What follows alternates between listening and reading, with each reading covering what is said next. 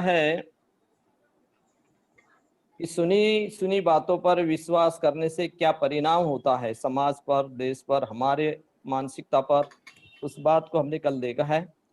आज कालम दूसरी बात लोगों को बताते हैं, कालमों को। तथागत, हे कालमों, किसी बात को इसलिए मत मानो कि वह परंपरा से प्राप्त हुई है, परंपरा के साथ प्राप्त हुई है, ऐसी बातों को मानने के लिए तथागत मना कर रहे हैं। उसको नहीं मानना चाहिए ऐसा बता रहे हैं। तो इस बात को हम देखने वाले हैं कि परंपरा क्या है और परंपरा को मानने के लिए तथागत क्यों ना बोलते हैं, क्यों मना कर रहे हैं। तो इसके बारे में थोड़ा सा हम देखेंगे।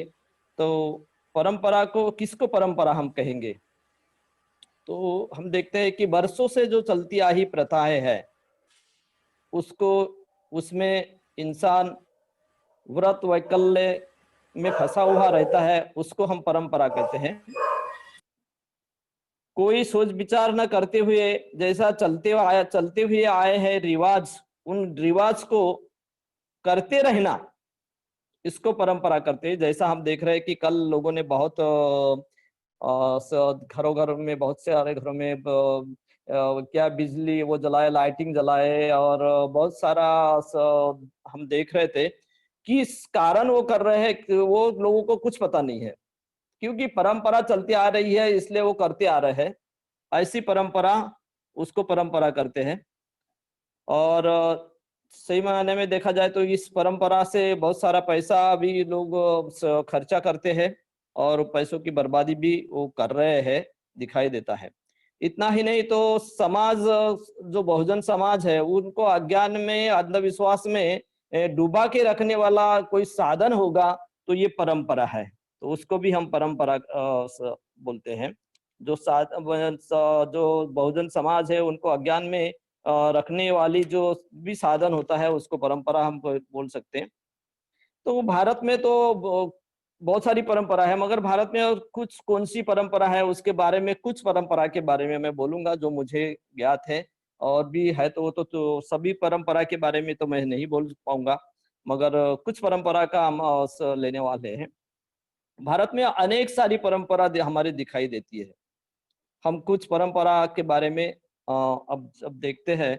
तो पहली बार हम देखेंगे कि भारत में चातुर्वर्ण्य व्यवस्था की परंपरा है। जिस चातुर्वर्ण्य व्यवस्था ने इस देश के लोगों को विग्रहित कर दिया है, अलग अलग कर दिया है, ऐसी व्यवस्था है। वो व्यवस्था के बारे में हम देखेंगे। आप सभी को मालूम है, फिर भी हम उसकी चर्चा करने की कोशिश करते हैं। जैसा ब्रह्मा के शरीर से उत्पन्न हुई ये जो परंपरा है, उत्पत्ति है, ब्रह्मा की उत्पत्ति है, ब्रह्मा के शरीर की उत्पत्ति है, और उसके बारे में थोड़ा सा हम देखेंगे। जैसा ब्रह्मा के मुंह से ब्राह्मण पैदा हुआ, ऐसी ये परंपरा है। और उसके भुजाओं से क्षत्रिय पैदा हुआ है, कमर से वैश्य पैदा हुआ है, और पैर से शूद्र पैदा हुआ है। ऐसी जो परंपरा है, जन्मजात ये परंपरा चलते आ रही है। ये परंपरा के बारे में हम थोड़ा सा देखने की कोशिश करते हैं। ये असमानता की परंपरा है। जाति में समाज को, जाति जाति में समाज को बांट दिया है।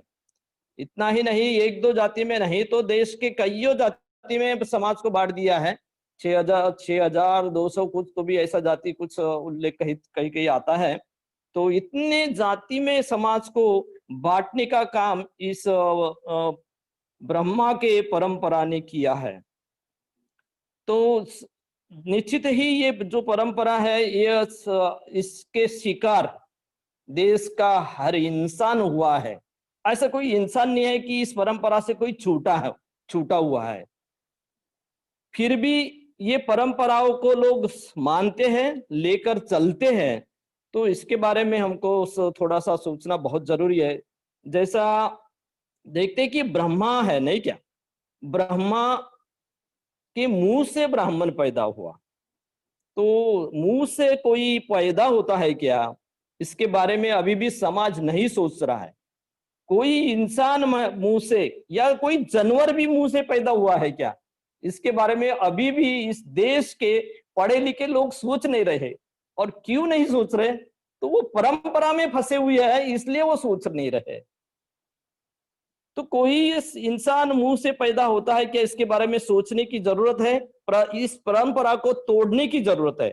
जब तक कि वो सोचते नहीं तब तक कि इस परंपरा को वो तोड़ नहीं सकते।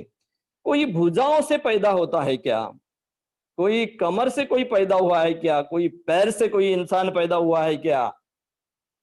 तो वास्तवता में ये हम देखेंगे तो ऐसी कोई पैदाइश हुई कोई प्राणी मात्र कोई ही नहीं दिखता है कि इस तरीके की कहीं पैदाइश हुई।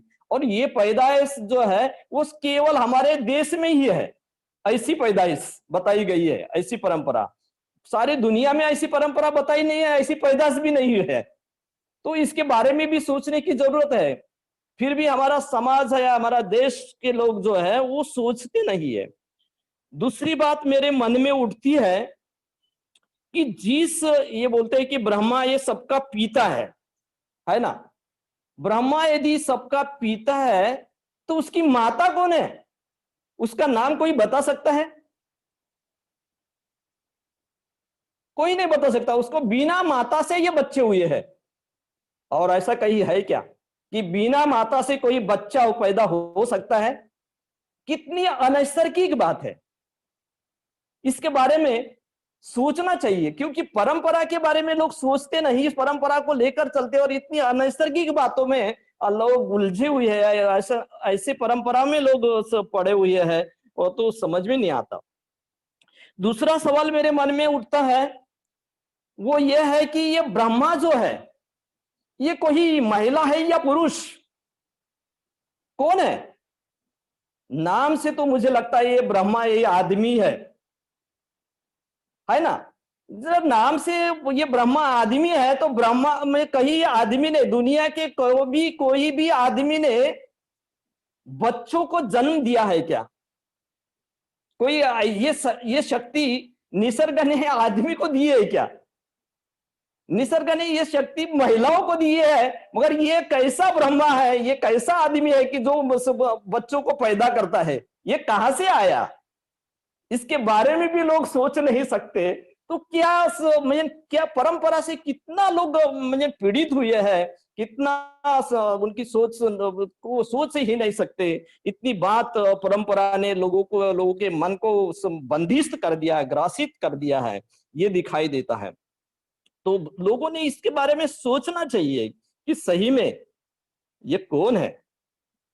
और इसलिए बाबा साहब कहते हैं कि वर्णों की जो व्यवस्था है ना, ये बहुत घिनौनी व्यवस्था है, मुझे बहुत घिनौना लगता है। बाबा साहब का कहना है कि चातुर्वर्ण व्यवस्था मुझे बहुत घिनौना लगता है। मेरी मसले जो है चातुर्वर्ण के विरुद्ध में विद्रोह करके उठती है। अरे हम पढ़े लिखे हैं, अभी सब लोगों को ये बात समझ में आना चाहिए कि तुम अभी भी जातियों के इसमें कैसे चुंगल में फंसे हुए हो, कुछ सोचते भी नहीं हो, ऐसी लोग हैं। तो ये चातुर्वर्ण की व्यवस्था के बारे में सोचना चाहिए। बाबा साहब बोलते कि मेरी हर मसले जो है इसके विरुद्ध में विद्रोह करके उठती है। हर इंसान में यदि मानवता का गुण है तो मानवता के नाम पर भी हर इंसान ने इस चातुर्वर्ण के विरुद्ध में उनकी मसले विद्रोह करके उठनी चाहिए। मतलब हमारी ये जाति के परंपरा के कारण मानवता भी समझन हरण हो गई है, ऐसा दिखाई देता है। इसलिए हमारे अंदर जो मानवता है वो उसको भी ये जाति ने नष्ट कर दिया है, ये दिखाई देता है। इसलिए मैं कहूंगा कि जाति के परंपरा ने बहुजनों को शूद्र बना दिया। जाति के परंपरा ने बहुजनों को शूद्र करके प्रताड़ित किया। इंसान बुद्धिवादी होकर इंसान के मन को गुलाम बन दिया। आदमी बुद्धि है आदमी के पास में, फिर भी ये जाति के परंपरा ने इतना प्रताड़ित ये समाज हो गया है, बहुजन समाज, फिर भी इस जाति के विरुद्ध में बंड करके उठता नहीं, विद्रोह करके उठता नहीं। क्यों? तो इनके मन को इस जाति व्यवस्था ने गुलाम बना दिया है। इस गुलामी से हमें बाहर निकलना है। और इसके बारे में सोचा जाए तो मैं कहूंगा कि जो जो पीता है, मैं मान लूं कि ये उस ब्रह्मा पीता है, सबको सबका पिता है, उन्होंने जन्म दिया है, तो ये कैसा पिता है कि जो जन्मदाते बेटे में विषमता के तहत भेद करता है? ये कैसा पिता है? कोई पिता है क्या ऐसा कि जो अपने जन्म दिए बच्चों को भेदाभेद करता है, उनके साथ में दुर्व्यवहार करता है? ऐसा कोई पिता है क्या? यानी ऐसा कोई पिता होगा तो वो पिता का दिमाग जगह पर है क्या, ठिकाने पर है क्या? इसके बारे में सोचने की जरूरत है। निश्चित ही ऐसे पिता का दिमाग जो है वो ठिकाने पर नहीं है, जो बच्चों में भेदाभेद करता है। तो इसके बारे में भी हमारे लोगों ने सोचने की बहुत जरूरत है। इसलिए भाइयों, इस जाति व्यवस्था से हमें बाहर निकलना है। इसको हमें, ऐसी व्यवस्था जो है, ऐसी जो परंपरा है, इसके बाहर निकलने की जरूरत है।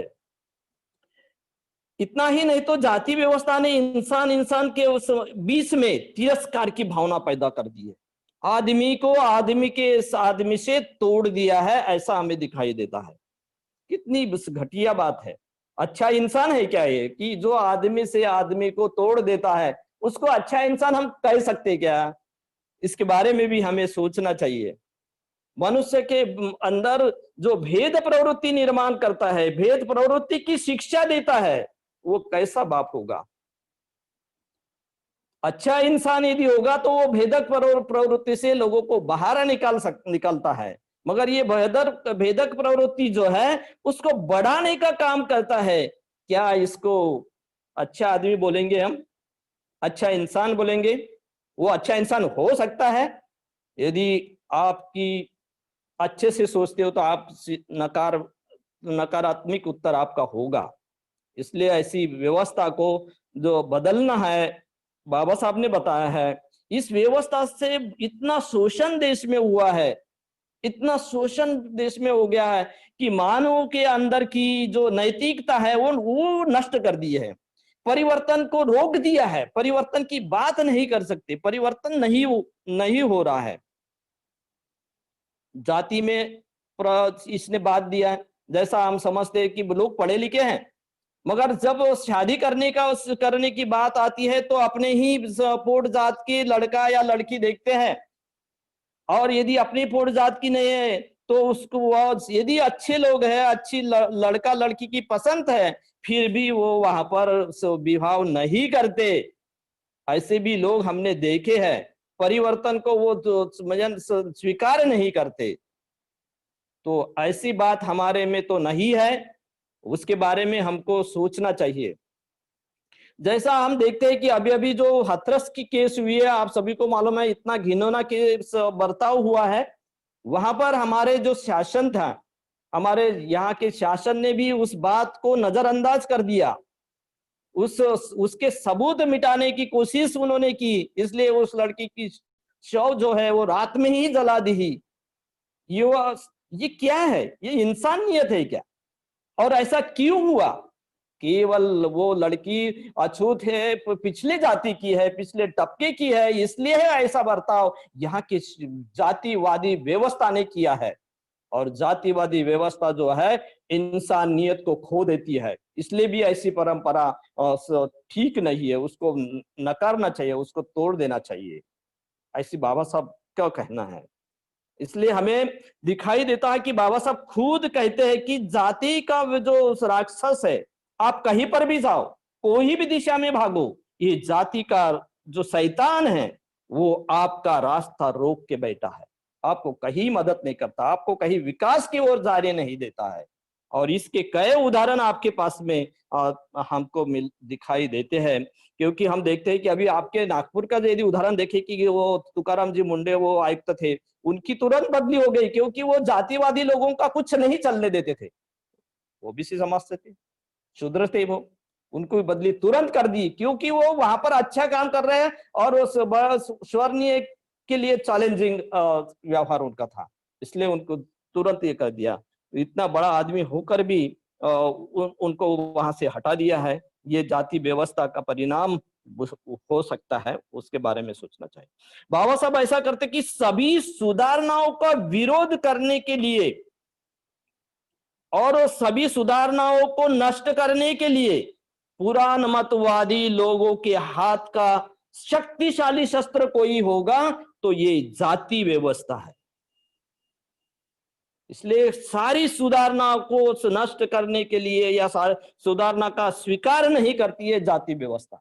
जब देश में सुधारणा होने की कोशिश चल रही थी, जब देश में अज्ञान अंधविश्वास मिटाने के लिए ताबड़ करने की कोशिश किया, उनकी हत्या कर दी। जाति व्यवस्था और यहाँ के अंधविश्वासु धर्म के बारे में पानसरे ने जब लिखना शुरू किया, बोलना शुरू किया, उसकी हत्या कर दी, कलबुर्गी की हत्या कर दी, क्योंकि सुधारणावाद को इस जाति व्यवस्था ने नष्ट कर दिया है।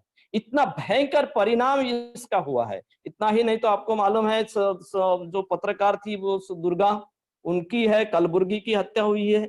ये सारे जाति व्यवस्था के कारण हमारे देश पर इतना भयंकर परिणाम हो रहा है। इतना ही नहीं तो हम देखते हैं कि एक लड़का है, उसको कहीं दूसरे जाति की लड़की पसंद थी, वो हमारे अपने माँ से विनती कर रहा है कि माँ मुझे वो लड़की पसंद है, मुझे उससे शादी करनी है।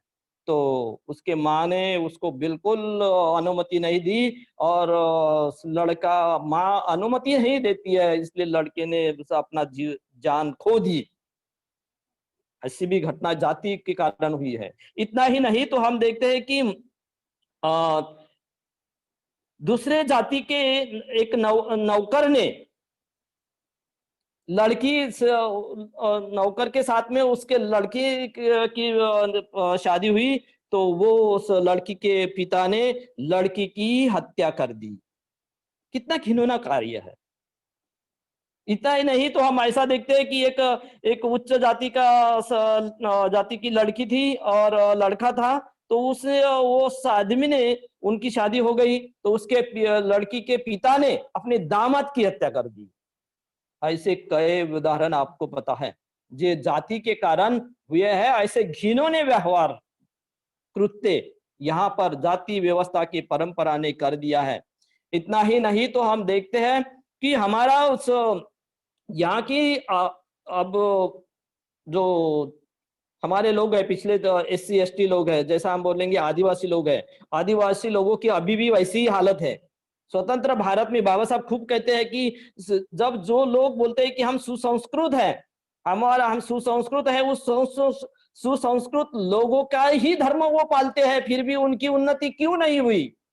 उनकी उन्नति करने के लिए ये लोग क्यों नहीं लड़ते हैं, क्यों नहीं कोशिश करते हैं? तो इसका कारण कोई होगा तो जाति व्यवस्था है। उनको दूसरे के प्रगति से, विकास से कुछ भी लेना देना नहीं है। ये जाति व्यवस्था, वो दूसरे जाति के लोग हैं, ऐसा बाबा साहब कहते हैं। इसलिए स्वतंत्र भारत में ऐसी बातें हो रही है। भाषण खंड 18(3) में बाबा साहब ने ये बात कही है, 388 पेज नंबर पर। इस देश में बहुत सारे लोग हैं जो अज्ञान, दारिद्र्यता में फंसे हुए हैं। वरिष्ठ लोग उनको वहां पर फंसाए रखते हैं, उनका शोषण करते हैं। और इसलिए बाबा साहब कहते हैं कि हमारे लोगों ने, बहुसंख्यक दलित लोगों ने जागरूक होना चाहिए, यदि जागृति से काम करना चाहिए। बाबा साहब ने तो ये भी बताया कि यदि ऐसा ही चलते रहेगा, पर दलित लोगों का शोषण करते रहोगे तो एक दिन देश का निपात होगा। ये बात बाबा साहब सिद्धार्थ कॉलेज में यूथ असेंबली के उद्घाटन के समय उन्होंने कही है। इसलिए इस बात को भी समझना चाहिए कि देश को यदि अच्छा चलाना है तो इस परंपरा से देश को बचाना चाहिए, देश को बाहर निकलना चाहिए। देश यदि बाहर नहीं निकलते तो देश का अधपतन हुए बगैर नहीं रहेगा। ये बाबा साहब ने बता दिया है। इसलिए चातुर्वर्ण व्यवस्था जो है, भेदाभेद की व्यवस्था जो है, इससे लोगों की जो मानसिकता है उनको बदलने के लिए बुद्ध ने कार्य किया है। बुद्ध ने सर्वप्रथम इस जाति व्यवस्था के विरुद्ध बंड किया है। जाति व्यवस्था को बुद्ध मानते नहीं थे। बुद्ध ने सामाजिक क्रांति ही की है। जब बुद्ध की इस देश में क्रांति हुई, सामाजिक क्रांति हुई, तभी इस देश में जो शूद्र जाति के लोग हैं वो राजा हो सके। इसी बुद्ध की क्रांति नहीं रहती तो यहाँ पर शूद्र जाति के लोग राजा के स्थान पर नहीं जा सकते थे। वो भी काम बुद्ध के सामाजिक क्रांति के कारण हुआ है, सामाजिक समता के क्रांति के कारण हुआ है। और जैसा हम देखते हैं कि यहाँ पर हम देखेंगे कि छत्रपति शिवाजी महाराज का उदाहरण मैं लेऊंगा कि छत्रपति शिवाजी महाराज जब उनको राज्याभिषेक करना था तो यहाँ के जो भट्ट जी है उन्होंने उस बात को नकारा और मोरोपंत पिंगड़े खुद उनके प्रधान थे, मुख्य प्रधान थे, और उन्होंने उनको बोला, अरे लेका तू शूद्र है और तू क्या हमारा राजा बनेगा क्या? उन्होंने वो राजा बनने के उनका जो भी राज्याभिषेक करने से नकार दिया था यहाँ के लोगों ने, यहाँ के वर्णवादी लोगों ने, जातिवादी लोगों ने, स्वर्ण लोगों ने।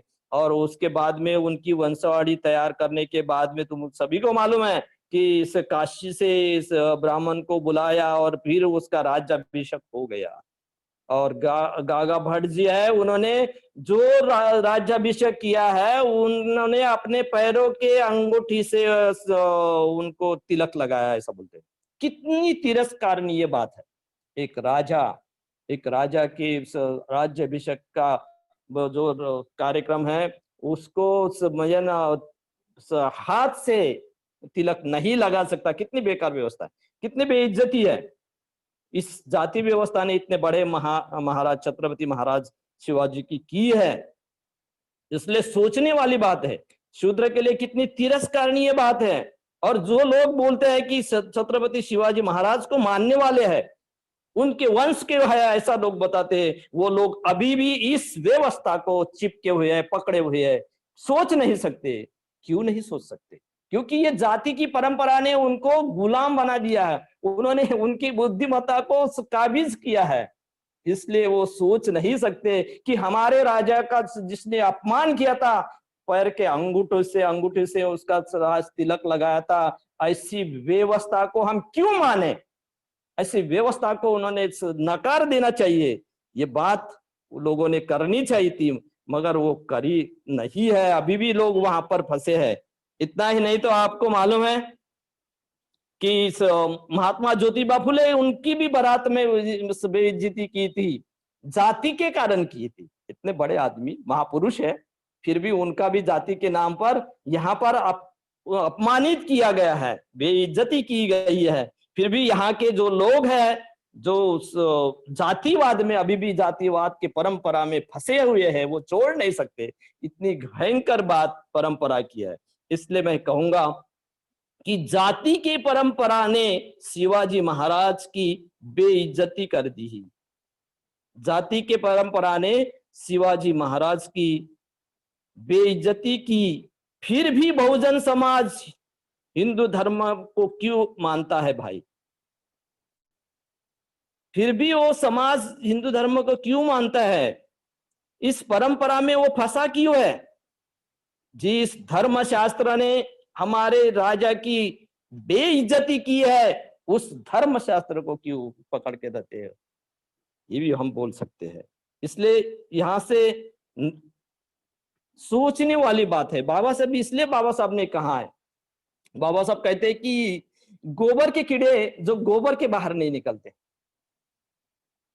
गोबर में ही रहते हैं, गोबर में ही मरते हैं। इसलिए जाति व्यवस्था ऐसी है। मगर ये तो इंसान है ना, गोबर का कीड़ा थोड़ी है। इंसान को ये बात समझ में आनी चाहिए। फिर भी वो गोबर के कीड़े जैसा जीता होगा तो वो जीने में क्या मजा है? गोबर के कीड़े से बाहर निकलना चाहिए, हम वो थोड़ी है। मगर लोग वैसे ही जी रहे हैं। ये बात बाबा साहब ने 18वें खंड में की है। तो और 1955 में ही बात की थी बाबा साहब ने।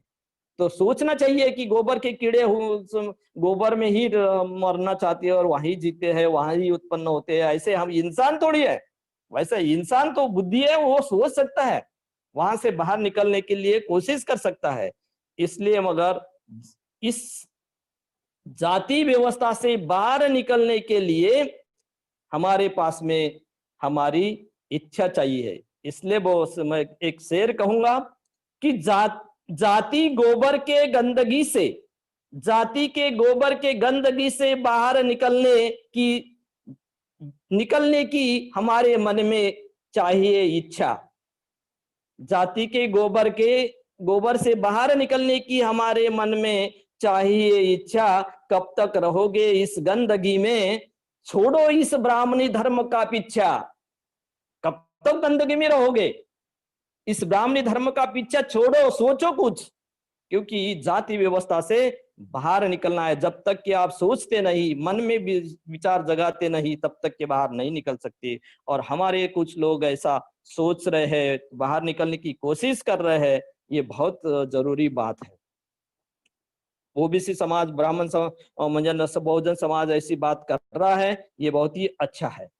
क्योंकि इन जाति व्यवस्था ने हमारे जो भी शस्त्र है, वो शस्त्र से तो बहुजन समाज को दूर रखा है, स्वतंत्र से बहुजन समाज को दूर रखा है, और अज्ञान में समाज को रखा है। इसलिए समाज ये कुछ प्रगति नहीं कर सकता है। यानी कारण कोई होगा तो ये जाति व्यवस्था का कारण है। क्योंकि ये लोग अपने को निशस्त्र किए बहुजन समाज को, वो शस्त्र पकड़ नहीं सकता, क्योंकि वो संख्या में बड़े हैं। उसके शस्त्र यदि पकड़ेंगे तो वो लड़ने के लिए तैयार हो सकते हैं। इसलिए लड़वई प्रवृत्ति उन्होंने खत्म कर दी है। उसमें अज्ञान में उनको फंसा दिया है। और तीसरी बात उन्होंने की है, उसके पीछे दारिद्र्यता भी लगा दी है। दारिद्र्य में रहो, उससे बाहर नहीं निकलना। तुम्हें कोई हक नहीं है कोई धन दौलत रखने का। वो सारा हक उनका ही होता है जो स्वर्णीय है। तो ऐसी जो शिक्षा है, उन शिक्षा से हमें बाहर निकलना बहुत जरूरी है। इसलिए तुम्हारी दारिद्र्यता बढ़ाने की अभी कोशिश चल रही है। सोचो आप, अभी हमारे सरकार ने 26 कंपनियां बेच डाली है प्राइवेट लोगों को। हाँ, रिजर्व बैंक का सारा फंड, जो रिजर्व फंड है, उसको खत्म कर दिया है। खेती वाले के लिए कानून बनाया है कि खेती वाले बस अपनी खेती व्यापारियों के हाथ में चले जाए, ताकि बर्बादी हो जाए। और बाबा साहब तो बोलते हैं कि जो भी उद्योग धंधा है, खेती है, उसका राष्ट्रीयकरण होना चाहिए, गवर्नमेंट में चलाना चाहिए, और सबको सरीका जो भी वो हिस्सा होता है वो देना चाहिए। मगर हमारे लोग क्या कर रहे हैं, क्योंकि जाति व्यवस्था ये आदमी को करने नहीं देती है। इसलिए आप इस कलंक को मिटाना चाहिए, ऐसा बाबा साहब करते हैं। दूसरा कोई ये कलंक नहीं मिटाएगा। आप इस देश के जो बुद्धिवादी लोग हैं, इस कलंक को मिटा सकते हैं। और क्या हम जातिवाद में फंसे हैं, इस परंपरा में फंसे हैं, इसके बारे में हमको सोचना बहुत ही जरूरी है। क्योंकि हम भी इस देखते हैं कि लोग अपनी धर्म मित्र हो गए, धर्माचारी हो गए, और वो यदि ऐसा ही लोगों को देखते होंगे, जाति में ही रहते होंगे चिपके, तो उसके बारे में सोचने की जरूरत है कि क्या हम ऐसी व्यवस्था को पाले क्या। क्योंकि बाबा साहब ऐसा बोलते कि किसी को जाति भेद नष्ट करना है तो बौद्ध धर्म का स्वीकार करना चाहिए, ये एक ही मात्र रास्ता है। यदि आपको यहां से निकलना है तो आपने बौद्ध धर्म स्वीकार किया, मगर जाति को यदि पकड़ के आप है तो आप अभी भी इस परंपरा से बाहर नहीं निकले हैं, तो आपको इस परंपरा से बाहर निकलना होगा। बाबा साहब बोलते हैं कि जाति भेद नष्ट करने का सही मार्ग अंतरजातीय विवाह या अंतरजातीय सहभोजन है। ये सही मार्ग नहीं है। इस जाति व्यवस्था से जिस धर्म भावनाओं ने इस जाति व्यवस्था को खड़ा किया है, जिस धर्म भावनाओं पर जाति व्यवस्था का आधारित है, वो धर्म भावना को आपको नष्ट करना पड़ेगा। यही सही मार्ग है। इसलिए लोगों को बुद्ध धर्म समझाना बहुत जरूरी है, बुद्ध धर्म का प्रचार करना बहुत जरूरी है, लोगों को जाति व्यवस्था से बाहर निकलना बहुत जरूरी है। ऐसे धर्मशास्त्र देशवासियों को विकास की ओर नहीं ले जा सकते। हमें विकास की ओर जाना है, हमें देश को विकास की ओर ले जाना है, तो ऐसी परंपरा से देश को हमें बाहर निकलना बहुत जरूरी है। और बाबा साहब ने हमें 22 प्रतिज्ञा के 10वीं प्रतिज्ञा में बता दिया है कि मैं समता स्थापित करने का प्रयत्न करूंगा, प्रयास करूंगा।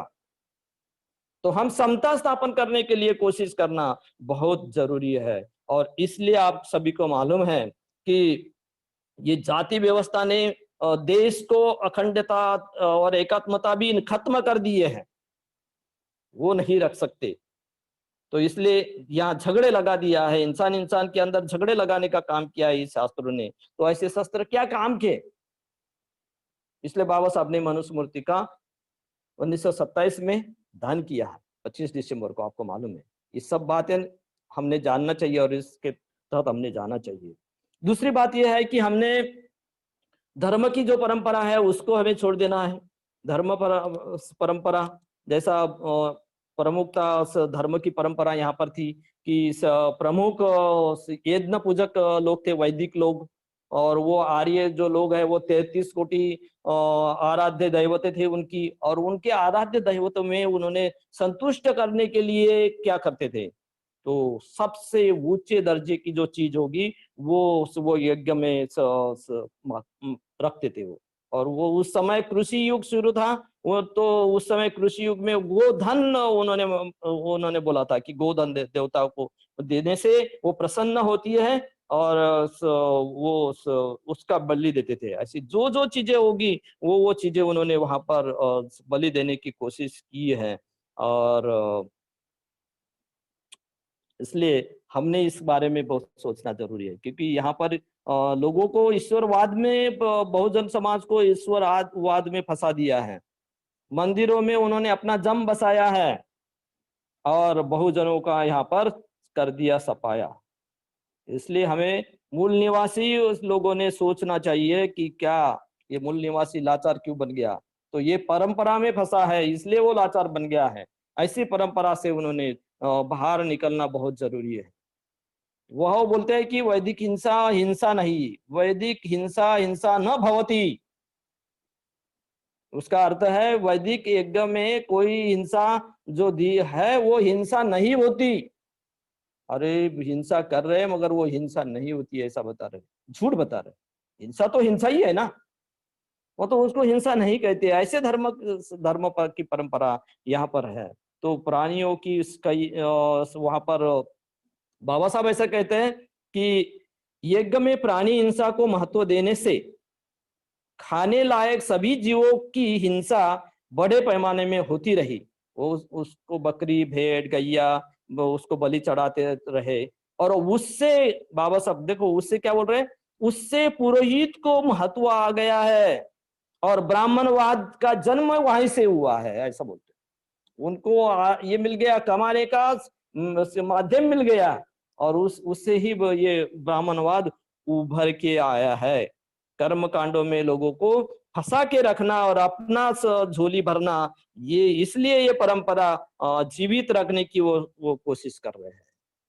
और उस परंपरा को यहाँ के बहुजन समाज अभी भी इस प्रतिसाद देते हैं, तो उससे देश का और उस बहुजन समाज का कोई विकास नहीं होगा। इसलिए बुद्ध कहते हैं यज्ञ कभी धर्म का अंग हो ही नहीं सकता। यज्ञ कोई धर्म का अंग हो ही नहीं सकता, यह धर्म का निष्कृष्टतम रूप है। जो कहते हैं कि बलि चढ़ाने से स्वर्ग मिलेगा, बलि चढ़ाने से वो अकुशल कर्म कर रहा है, स्वर्ग मिलेगा कैसा? हाथों से पाप कर्म कर रहा है तो अच्छी बातें होगी कैसी? मगर उन्होंने लोगों को कैसा भूल थाप में लाया है। इसलिए बुद्ध ने बताया है कि ऐसा धर्म का आधार जो है वो हो ही नहीं सकता, वो धर्म ही नहीं हो सकता। फिर भी लोग इस परंपरा को, धर्म को लेकर जी रहे हैं। भगवान बुद्ध और उसके धम्म में ये बात बाबा साहब ने बताई है। तो ऐसी परंपरा से हमने बाहर निकलना बहुत जरूरी है, लोगों को बाहर निकलना बहुत जरूरी है, मगर ऐसा नहीं हो रहा है। इसलिए मैं एक शेर कहूंगा, क्रांति में क्रांति बुद्ध धम्म की क्रांति। क्रांति में क्रांति बुद्ध धम्म की क्रांति, बुद्ध ने सच कहा मगर जनता नहीं मानती। बुद्ध ने सच कहा मगर जनता नहीं मानती। क्यों? तो जनता इस धर्म के परंपरा में फंसी हुई है, इसलिए सच भी है मगर जनता मान नहीं सकती। इसलिए ऐसे परंपरा से हमें बाहर निकलना बहुत जरूरी है, ऐसे परंपराओं को छोड़ देना बहुत जरूरी है। इसलिए हमने इस परंपरा के बारे में सोचना बहुत जरूरी है, ऐसे सिद्धांतों के बारे में सोचना बहुत जरूरी है, और वहां से बाहर निकलना महत्व की बात हमने करनी चाहिए। चातुर्वर्ण्य व्यवस्था को जैसा एक यज्ञ की व्यवस्था को बुद्ध नाकारते हैं, तो वैसा ही वो चातुर्वर्ण की व्यवस्था को भी नाकारते हैं। उन्होंने इस ऐसी व्यवस्था को कभी प्रतिसाद नहीं दिया है अपने धर्म में। भगवंत कहते हैं कि जटा दाढ़ी गोत्र या जन्म से कोई भी ब्राह्मण नहीं होता। जो सत्य धर्म का आचरण पालन करता, काया वाचा मन से कोई भी पाप कर्म नहीं करता, शीलों का आचरण करता, वो ही ब्राह्मण हो सकता है।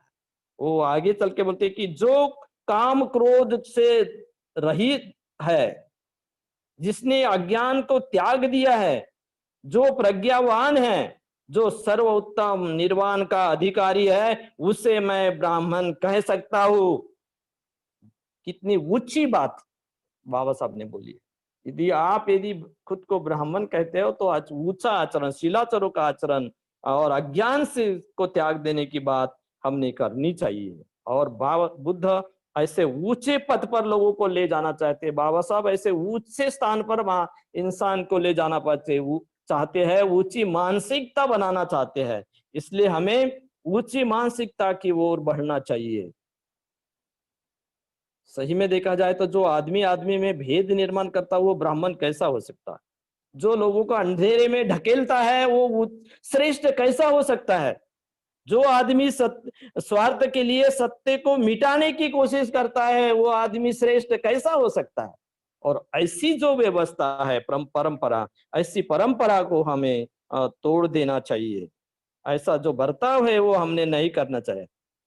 इसलिए उन्होंने कहा कि ये भेदाभेद करने वाला जो धर्म है वो मानव धर्म नहीं है। और ये इस मानव धर्म का आचरण करने के लिए हमने कोशिश करनी चाहिए। जो आपको अच्छा बर्ताव नहीं करता, आपसे जो बुरे तरीके का शूद्रों और स्त्रियों के साथ में घिनौना व्यवहार बतलाता है, घिनौने व्यवहार की शिक्षा लोगों को देता है, वो धर्म कैसा हो सकता है?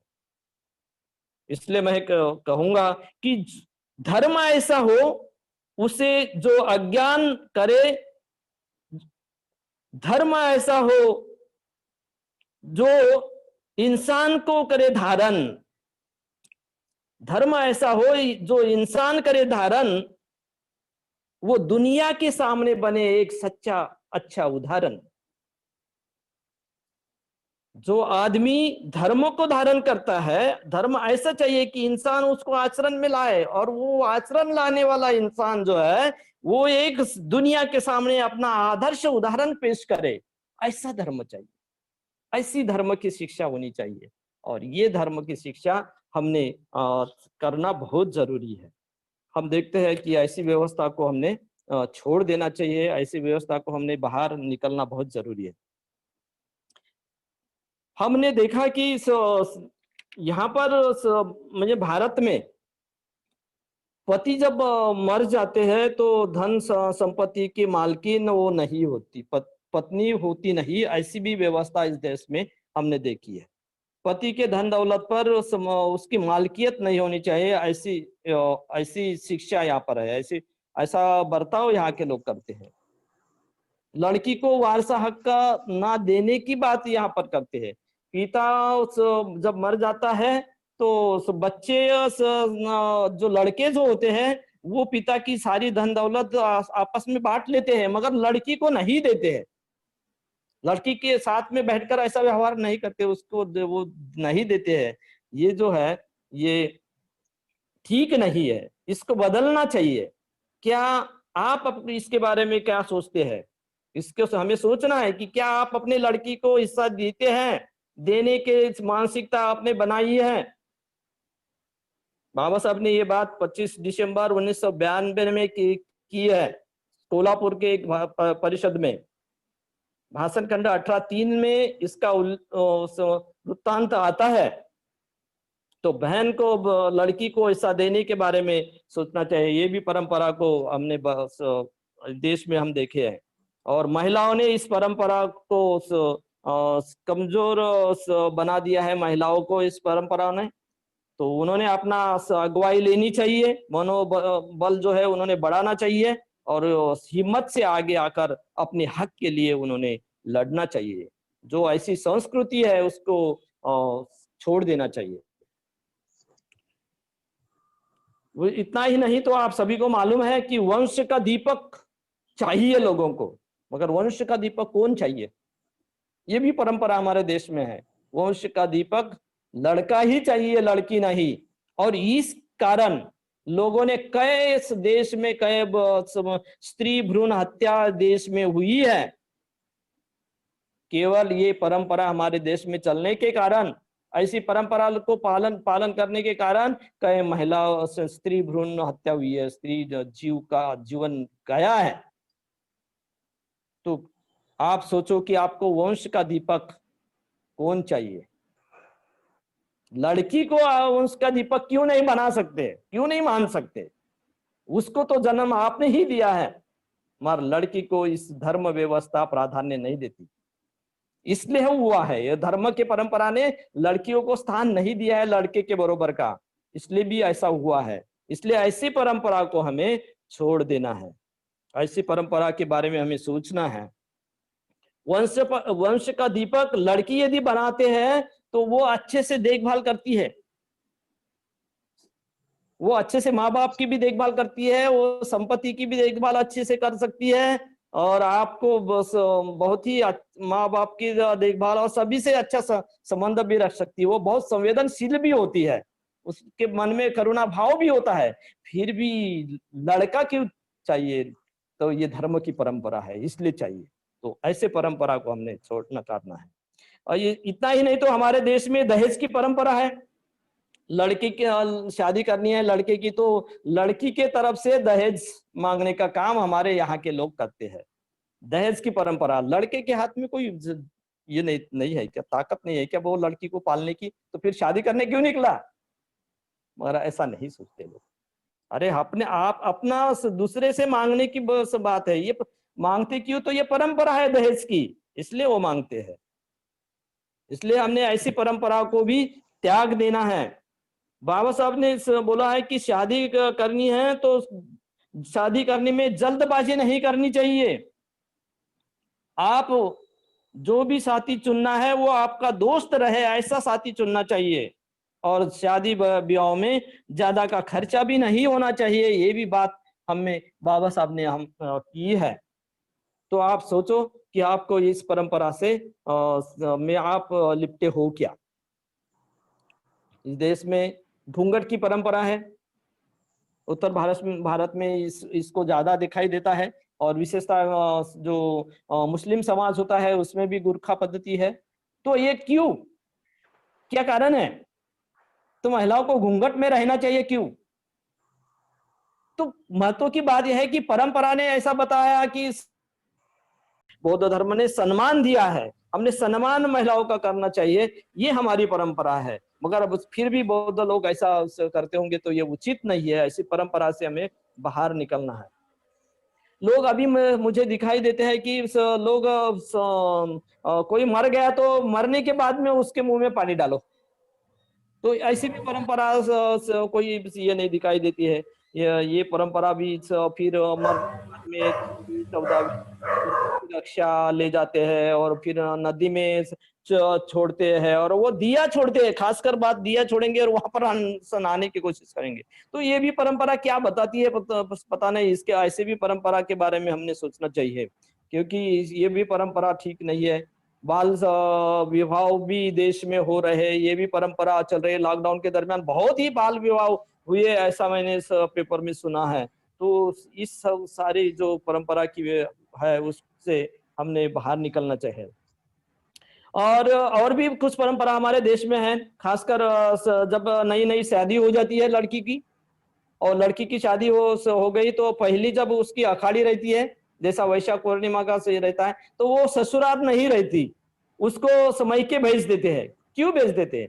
और इस बात को हमारे हम जो बुद्धिस्ट लोग ऐसा करते हैं, तो ये भी कितना उस परंपरा में फंसने वाली बात है। तो इन बात को छोड़ना चाहिए। एक्चुअल सही में देखा जाए तो आषाढ़ी पूर्णिमा को सुमेध बोधिसत्व ऐसा बोलते हैं कि महामाया के गर्भ में उन्होंने प्रवेश किया था। इतना ही नहीं तो उन्होंने धम्मचक्र प्रथम धम्मचक्र प्रवर्तन भी उस दिन बुद्ध ने किया है। फिर भी ये उस परंपरा को देश में चल रही है। तो ये बात तो हमने सोचना है कि क्या हम भी ऐसा करते हैं, क्या हमारे लोगों से ऐसा कर रहे हैं क्या, इसके बारे में आप लोगों को सोचना है।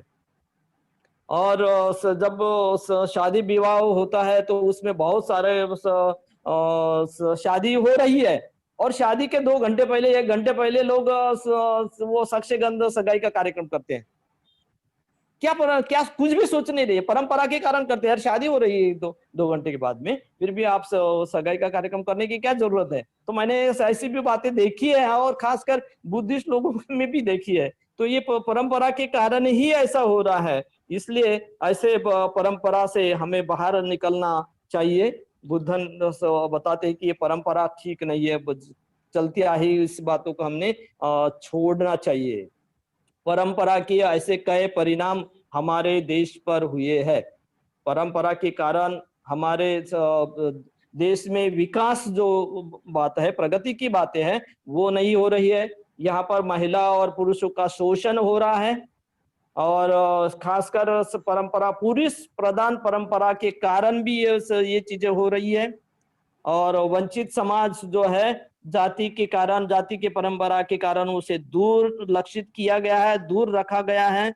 तो ऐसी सारी ढेर सारी परंपरा जो है उसको हमने नकार देना चाहिए। कब तक ऐसी परंपरा में, ऐसी गुलामगिरी में आप जीते रहोगे। उस परंपराओं को नवनिर्मित करने की बात जो है वो भी इस परंपरा ने नष्ट कर दी है। तो ऐसा बोल सकते हैं कि आदमी को गुलाम ही इस परंपरा ने बना दिया है। और बाबा साहब बोलते हैं कि ये धर्म की जो परंपरा है, ये धर्म की परंपरा लोकशाही के विरुद्ध है। दोनों ब्राह्मणी परंपरा और लोकशाही, ये दोनों विरुद्ध में है, एक दूसरे के मारक है। यदि लोकशाही आपको चाहिए तो चातुर्वर्ण व्यवस्था जो है, परंपरा है, उसको हमने जरूर नष्ट करना चाहिए। और उसको नष्ट करने के लिए हमारे पास में कोई रसायन होगा तो बुद्ध तत्व ज्ञान का रसायन है, उसको हमने स्वीकार करना चाहिए। वो ही रसायन उनके लिए मारक है। इसलिए हमें इस ऐसी परंपरा से बाहर रहना है, दूर जाना है, बाहर निकलना है। तो यदि आप परंपरा के बारे में तथागत ने बताया है कि परंपरा से चलती आई इस बातों को ना मानो, तो और भी हम हमारे वर्ग में चर्चा करेंगे। जो जो मुद्दे मैंने रखा है उसके बारे में खुद को लगा के देखना है और क्या कौन से परंपरा में हम फंसे हैं उसको हमें देखना है। तो आप सभी ने शांति से सुन लिया है, इसलिए मैं आप सभी को धन्यवाद देता हूँ। मेरे थोड़ा सा